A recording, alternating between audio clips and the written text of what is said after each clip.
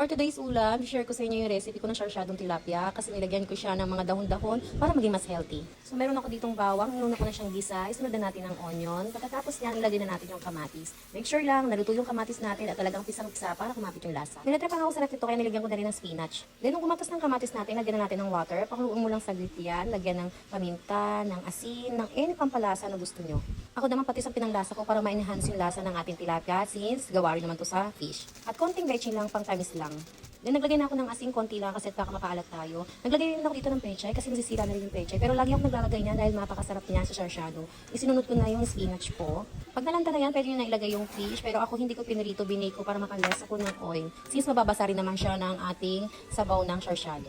Kung may air fryer kayo o kaya pang bake, pwede nyo rin gawin yung ganito para makaless kayo ng oil.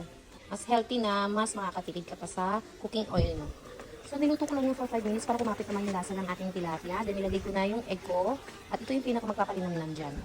After nga ng 2 to 3 minutes, ay pwede na yan. At talagang napakasarap ng ganitong sarsyado. Kaya itry nyo rin at i-follow nyo ako for more recipe. Thank you for watching!